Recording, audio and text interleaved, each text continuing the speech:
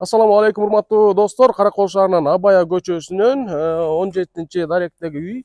Бул Пржевальский көчөдөн ичке көчө менен өйдө чыгат. Ушул үйдө 6 соттук аянт менен ушул үй сатылып атат. Азыр ичин тааныштырып чыгалы. Киргенде эле бул тарабы гараж сыяктуу. Бул жерде погреб дагы бар экен. Анан бул жагы жайкы чакан времянка сыяктуу экен. Анан участок кенен экен. Мына 6,5 сотук.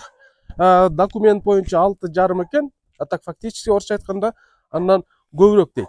Бул жеринде чарба бөлүктөрү бар экен. Чарба бөлүктөрү.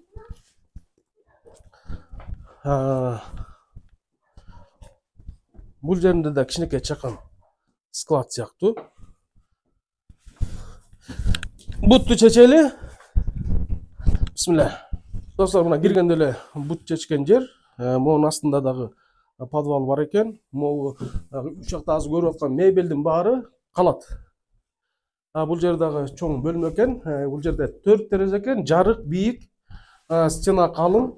Терезелери пластиктелген. Бул таза экологиялык материалдан, төө кирпичтен жасалган жылуу үй болот.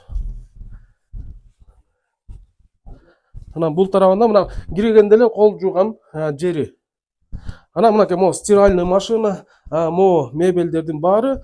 Мына биякта кухняда газ плита жана башка могу көрүп тургандардын баардыгы чогуу эле калат. Анан бул жеринде дагы чакан бөлмө, бияк спальный, жылуу экен. Мынакей жарык.